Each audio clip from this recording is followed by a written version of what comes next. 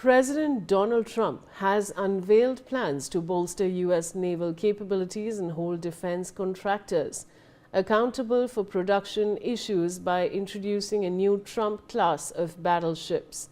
These vessels, described by Trump as 100 times more powerful than any warship previously constructed, will serve as the flagship component of an expanded Golden Fleet initiative aimed at revitalizing the Navy amid long-standing delays and cost overruns. The Trump-class warships will feature cutting-edge technologies for enhanced performance and firepower. The program will commence with the construction of 2 ships with ambitions to expand the fleet to 20 to 25 vessels overall.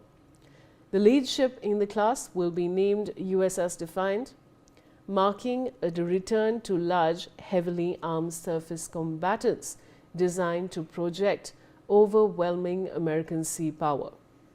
Trump emphasized that the new battleships will be bigger, faster, and far superior to historical predecessors. Let's now take a look at some of the top features of the Trump-class battleships. Now, viewers, the Trump-class battleships is what we're talking about. This is, of course, very, very interesting news that we're sharing with you. Now, the new class of heavily armed warships are part of the expanded Golden Fleet. The program to initially have 2 vessels expected to grow further to 20 to 25 ships, viewers. The new warships are expected to be larger, faster, and 100 times more powerful. Now, ships to weigh over 30,000 tons equipped with advanced technology, including AI and energy lasers. The warships to be equipped with nuclear-armed, sea-launched cruise missiles.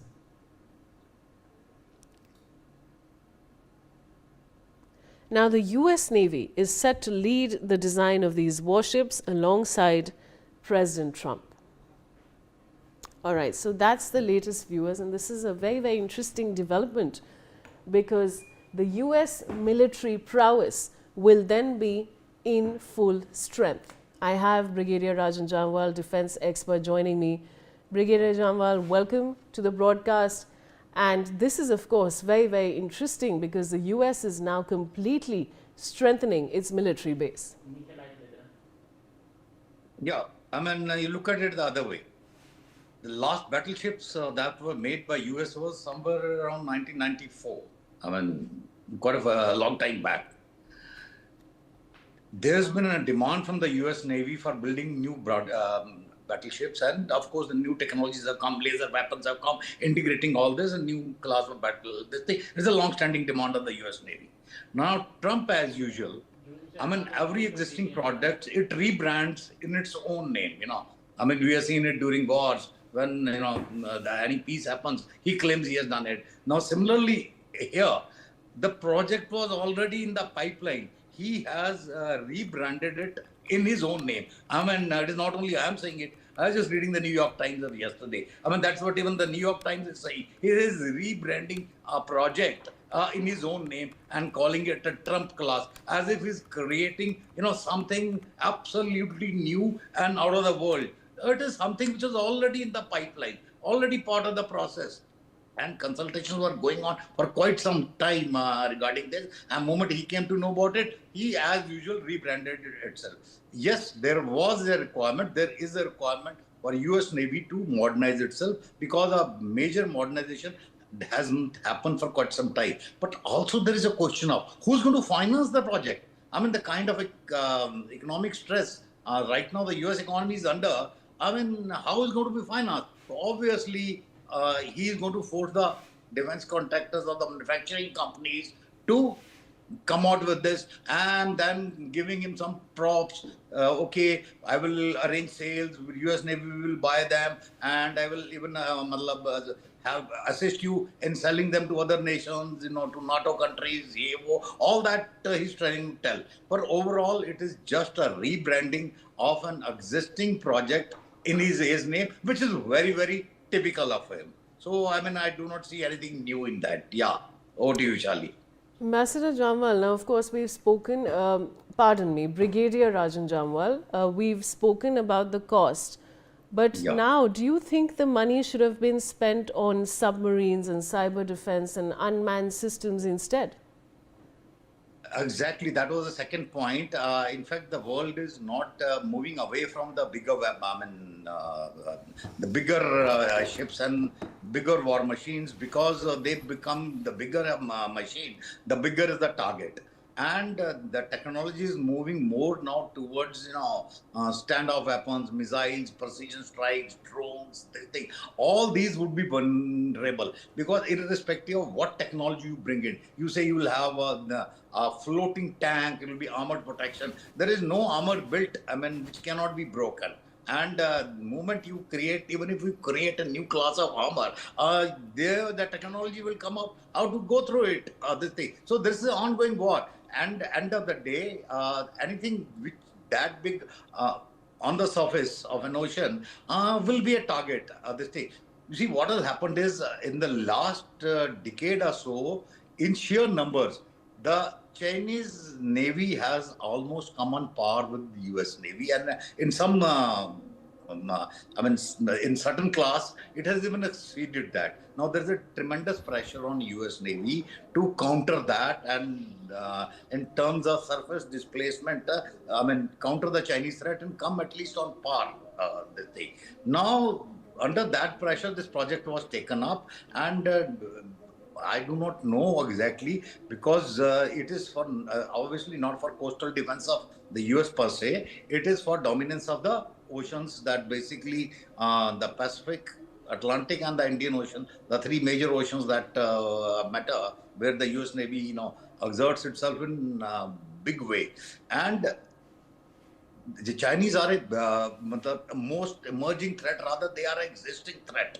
Now, I do not know, I mean, Kiwi getting a 30,000 tons class of surface ships, and as such, I mean, the 30,000 means it will be slightly smaller than a aircraft carrier, will not provide a very, very creative target to these hypersonic missiles, because no technology has still come up today which can stop an hypersonic missiles. And Russia has it, China has it, now even India has these hypersonic missiles. And actually, they should have invested this kind of money, rightly said, in more submarines, more stealth weapons, more, that kind of technologies which can offset the existing balance, which has now skewed a little in favor of China. So they should have invested that. So I do not know. I mean, this is our existing project. Like I said, it is just rebranding.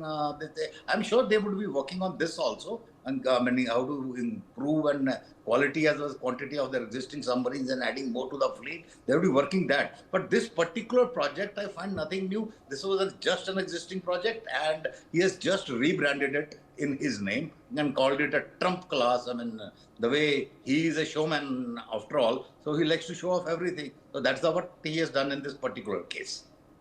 Yeah.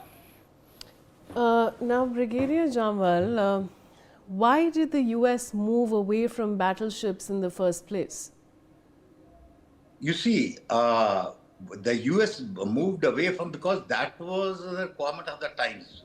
The moment the nuclear submarines came in, nuclear submarines were a game changer in naval warfare, because they had the capability. However, every nation, it gave the capability of actual second strike, because even if there was a total devastation of a nation in the first go, the nuclear submarines could still carry out a retaliatory strike against whichever country has launched that strike, and absolutely destroy that country. That is why battleships, I mean, from my battleship, the things move to more towards subsurface, that is submarines, the thing. The warfare more developed towards that the thing. And then there is some the surface ships are more for you can call them sea denial. You deny. Whereas for actual offensive capabilities, you need to go closer to the enemy targets. You need to go, which the submarines have the capability. Because the moment you come closer to enemy shores, there you are vulnerable to the whole lot of, his war machines, that is including his air force, his ground-based assets, and they can take you on. So you require total stealth capabilities. Whereas this massive warships, they would be able to carry out sea denial absolutely, but offensive capability onto enemy shores, I don't think so. There, even if they are accompanied by a whole lot of amphibious ships and all, but their capability to carry out offensive tasks on the enemy shores will be very limited. After all, these are not aircraft carriers from where aircrafts can take off, hit an enemy's land targets, and then come back land on it. I mean, these are battle class ships only, irrespective of what technology they use. So that was the initial reason. The US Navy had moved slightly away from, this thing, concentrated more on, aircraft carriers, submarines, this thing, which could go closer to the enemy territory, carry out a lot of damage. You saw the way Afghanistan, when they carried out that bombardment, bulk of the bombardment was carried out from the naval aircraft carriers. I mean, the aircraft took off and they almost bombed them back into Stone Age, like using the US terms only. So that was only possible because you have actually moved an floating airfield closer to enemy target and bring it within its range. So that was the advantage. And that is how the US Navy has been moving on. But yes, all these aircraft carriers lead not of escorts, basically protect, because themselves they are quite vulnerable target. So that is why you required frigates, a different kind of battleships, the destroyers, frigates, all these were required basically as escorts to this thing. And this is what made a battle group, complete battle group, which moved together as a formation where I wanted to go. Now, adding this class, so-called Trump class ships, may make these battle groups a little more offensive. But you get this thing per se, the ships only will create a major difference in the US naval power. I mean, that is a little doubtful. That is a little doubtful. The ships in itself will be a game changer for the Navy. I don't think so that is going to happen. Yeah. All right, Brigadier Rajan Jamwal, thank you so much for joining me on the broadcast.